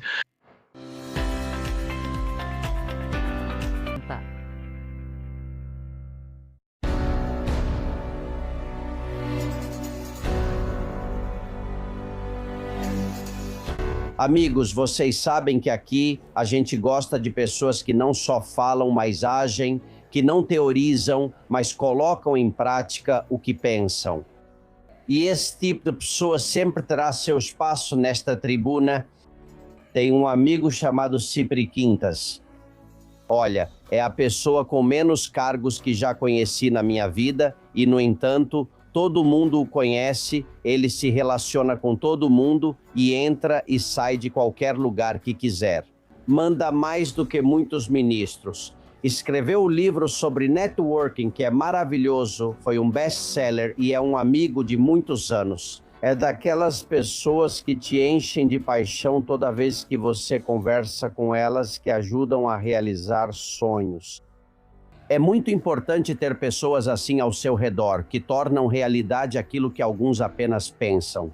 Bom, ele acabou de criar com um grupo de amigos a Expo Retail Iberoamérica, ou seja, uma reunião de diferentes pessoas que vendem qualquer coisa em qualquer canto da Hispanoamérica ou da Espanha para estarem juntos. Cipri me dizia: nós, Hispanoamérica, somos a terceira economia do mundo e cada um segue seu próprio caminho. Não há nada que nos una. Bom, até hoje. A Expo Retail vai acontecer nos dias 17 e 18 de junho na IFEMA, no pavilhão número 5 da IFEMA, que é imenso. E lá estão todos, as melhores marcas de toda a Hispanoamérica e da Espanha. Bom, querido Cipri, como você está? Tudo bem, amigo? Aqui estou cansado do sucesso e farto do triunfo, como não poderia ser diferente. Encantado de falar com você, querido amigo. Você sabe que eu te valorizo, te quero muito já há muitos anos. Você é um grande jornalista, é um jornalista sem filtro, que é como as pessoas devem ser. As pessoas sem filtro erram e acertam, mas falam com o coração e não têm discursos programados. Falam o que sentem, o que veem e são capazes de pedir desculpas quando erram e de receber poucos aplausos quando acertam. Nós nos parecemos muito nisso. Ei, me explica o que é a Expo Retail e como você teve a ideia de organizar algo tão grande que une a Hispanoamérica com a Espanha. Bom, une porque sempre estivemos unidos. O que fazemos é relembrar isso. Com essa feira, lembramos a todos os hispânicos que estamos unidos por uma cultura. Quando falo dos ibero-americanos, digo que portugueses e brasileiros são iguais, só muda o sotaque. Ou seja, o que nos une é uma cultura, uma maneira de entender a vida, uma maneira de se relacionar, uma maneira de comprar, uma maneira de viver a rua, uma maneira de abraçar, uma maneira de crescer na vida. Então, isso foi um almoço com um amigo meu chamado Laureano Turienzo, que é um dos grandes referências do varejo a nível mundial, mas no mundo hispânico, possivelmente, está entre os 2 ou 3 mais influentes, com mais seguidores. No LinkedIn, ele é um dos grandes referências a nível mundial. Ele me disse que sempre sonhou que nós, que somos a terceira economia do mundo, estivéssemos mais unidos. E que vai para Nova Iorque, onde há uma feira mundial de varejo, que é uma das feiras mais, como aqui na Espanha a Fitur, lá que ela movimenta milhares e milhares de pessoas. Há uma em Paris de varejo europeu, mas sem nenhuma hispânica. E ele sempre sonhou em criar uma espanhola. Falei: então vamos fazer isso. Levei-o comigo para um almoço no meu restaurante Sil, peguei em sua mão, para ver outro amigo, Antônio Ayala, que tem uma empresa incrível de marketing e publicidade, muito grande, uma agência de verdade com 5.000 metros quadrados e 250 funcionários, que faz de tudo. Expliquei para ele e ele disse: espera, vou ligar para outro amigo, Jaume, que é referência em feiras em Barcelona, para saber a opinião dele. Então, sem percebermos, criamos um grupo no WhatsApp e sem percebermos estamos aqui a uma semana desta feira, deste evento, que sem percebermos acabamos organizando algo muito grande. E eu digo sem percebermos, e trago isso à tona porque na vida somos o que fazemos e todos somos capazes de fazer coisas, só precisamos nos dedicar a isso.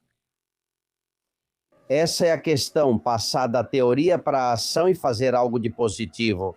Tenho certeza de que daqui a 20 anos alguém vai lembrar que a primeira edição foi feita em 2026, que tinha um tal de Cipri Quintas por lá.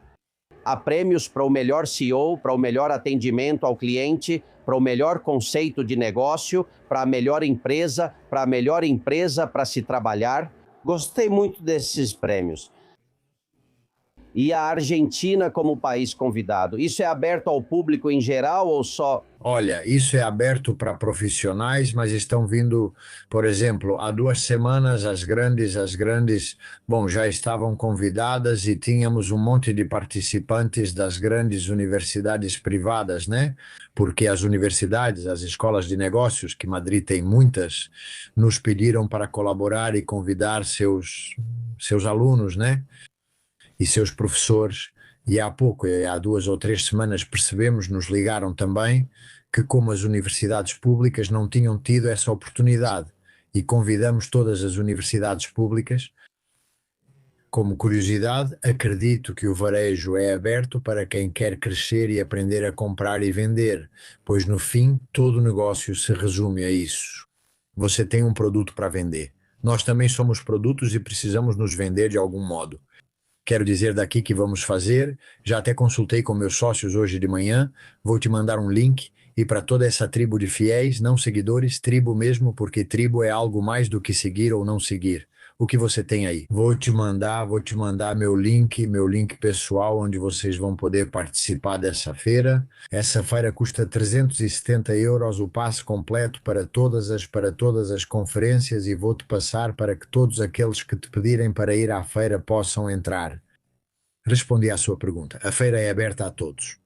A feira está aberta para quem deseja crescer, seja pequeno comerciante, dono de pequena empresa buscando expansão ou grande empresário que quer mais reconhecimento.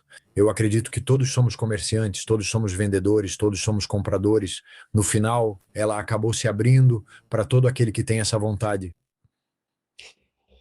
Que gesto bonito que nossos confidentes, como eu os chamo, possam ir à feira se estiverem em Madrid ou se quiserem pegar um avião e vir para cá. Eu vi que... Eles vêm de toda a América do Sul, vem gente de toda a América do Sul. Na verdade, a Associação de Hoteleiros também nos ligou para agradecer, porque tudo o que for para fomentar o turismo é muito bom. Quero dizer também, Albert, que é uma feira que não recebeu nenhum subsídio, que não tem nenhum ministério, nenhuma comunidade autônoma, nenhuma prefeitura, não tem ninguém por trás. Somos empresários que correm atrás, que se organizam e fazem acontecer. Teríamos adorado, sim. Mas também você tem que bater em tantas portas, tem que preencher tantos papéis que não tivemos tempo, porque senão você acaba gastando todo o tempo nisso, não é? E não, isso foi criado por um grupo de empresários que começaram a ver uma possibilidade de crescer e de unir mais as nossas culturas, e foi assim que aconteceu. A liberdade que isso que você falou proporciona, compensa. Poder fazer e dizer o que quiser. Aqui não aceitamos dinheiro público e já estamos há 4 anos assim. E essa é a nossa garantia de seguir em frente, de nada. Com tudo o que está acontecendo, logo a gente faz as coisas tão bem porque tem muita gente que faz com carinho e com naturalidade. Dinheiro público é de todos, como o nome indica. Mas parece que são os reis magos e que te concedem a honra de te dar algo que possivelmente você merece. Sim, senhor. Bem, senhores, temos que ir a essa feira. Amigos da Hispanoamérica que nos assistem, venham para a Espanha. Se vocês são da Argentina, com mais motivos ainda, a Argentina é o país convidado. 17 e 18 de junho em Madrid, Expo Retail Cipri Quintas. Quem estiver interessado e for seguidor do programa, que nos escreva por qualquer meio, e-mail, telefone, WhatsApp, e eu mando o link que o Cipri me enviar em alguns minutos.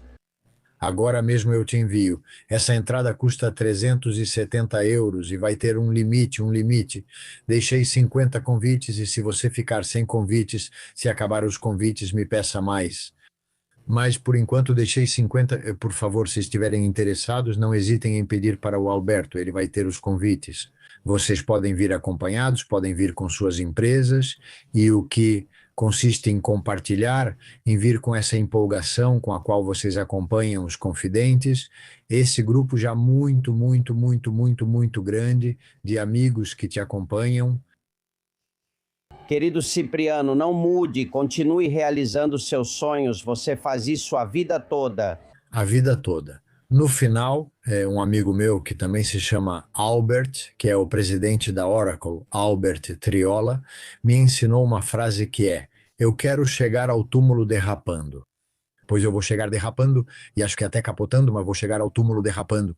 Na vida, somos o que fazemos e está em nossas mãos. Assim como está nas suas, se você fez isso, ter a liberdade de construir, fazer e realizar coisas. Não se trata do tamanho do que você faz, se trata de aplicar sua liberdade e começar a construir, porque somos o resultado da nossa construção, dos nossos abraços e dos nossos eu te amo. Por isso quero te dizer, eu te amo, amigo, te amo há muitos anos, e que sou apaixonado pela sua forma de entender a vida, e te agradeço por ser uma alma livre e por me dar a oportunidade de compartilhar o seu maior tesouro, que são todas essas pessoas, todos esses amigos que estão ao seu lado e dos quais você sempre se orgulha. Cara, eles são minha casa, minha família. A Espanha é muito melhor com pessoas como Cipri Quintas, amigos. Um abraço. Um abraço do coração. Um abraço, amigo. Bom, amigos, preparem-se, porque Fabian vai comentar sobre o balbucio de Marlaska, lembram, né? Vamos ver. Desculpem. Desculpem. O Fabian disse que faz sentido. Pensava que se vá. Eu até pensei que ele ia começar a cantar PPPP. Você não lembra disso? Digo, deve ser mais ou menos da sua época, né? De verdade, Jesus, é para ver e cair na risada, por mais grave que seja a situação. E eu juro para você, me veio na cabeça aquela música. Muito boa, grande música. Bom, e Miguel, presta atenção no que o amigo Miguel de Mérida conta pra gente. É verdade, viu? Olha, está acontecendo um fenômeno curioso que me pegou meio de surpresa. Eu tenho uma filha de 16 anos, certo? E acontece que eles estão voltando a ouvir agora os Xixos, os Chunguitos, enfim, todo esse pessoal. E bom, eu fiquei surpreso. Como? Conversando com amigos, também acontece o mesmo com eles. Ou seja, existe uma cultura do retrô, de voltar novamente às boas letras e à boa música. É isso mesmo, amigo. Músicas como esta. Que maravilha. Bom, de onde saiu Estopa? Daqui. E tantos grupos, fico feliz com esse revival magnífico. Bom, a inteligência artificial. Imaginem o Papa Móvel e Lobato. Claro, acontece o que acontece. Olá, Antônio Lobato. Quer saber quanto vale seu Papa Móvel? Não, obrigado. Quer vender? Eu não quero vender. Venda em compramostupapamóvel.es. Que não, caramba. Venda. Me deixa em paz, porra. Venda em compramostupapamóvel.es. Que não, caramba. Não, o Papa jamais diria esses palavrões. Perdoem ele. Bom, é o Henrique quem me manda essa loucura. E falando em loucuras, José Carlos e Concha me mandam a capa de uma revista que não existe chamada El Ocaso e dizem, aparece o brinco de Lola Flores. Vocês se lembram? Aquele que ela perdeu em um programa do José Maria Íñigo. Estava entre as joias do Zapatero. Já sabem, Zapatero, eu sempre levo comigo, é meu. Obrigado, Jordi Valor, pela sua doação. Obrigado, Maria G80. E bom dia, família, ela diz, e faz uma pequena doação. Ela é maravilhosa. Obrigado, Jesus, pela sua doação, ampliando a trincheira. E Aina, muito obrigado. E muito obrigado, Maria de la Concepción P.O. Sem vocês, Não poderíamos colocar a máquina para funcionar todos os dias. Bom, e o último meme que a Gabi me mandou. Aparece a Begônia Gomes vestida de presidiária, prestes a entrar na cadeia. E Sanches diz para ela, pede cama de casal que eu já estou chegando. Pois é, vamos ver se isso acelera. Já faz 8 anos que sabemos o que sabemos e estamos esperando. Amigos, preparem-se. Hoje é sexta-feira e se algo ocorrer, estaremos aqui. Receio muito que amanhã teremos que lançar um especial, então fiquem muito atentos às redes sociais para assistir e divulgar. Um abraço a todos e obrigado, confidenciais. Desde la trinchera, las balas silban y no hay manera de salir allá afuera. Aquí la libertad tiene las alas de... Castillón Confidencial de Albert Castillón. Todos confidenciales. Todos confidenciales. Pero solo para mentes abiertas. Y para gente despierta. Desde la trinchera, las balas silban y no hay manera de salir allá afuera. Aquí la libertad tiene las alas de cera. Albert Castillón, Susana Gash, Tucci Castillón y demás. Muchas gracias.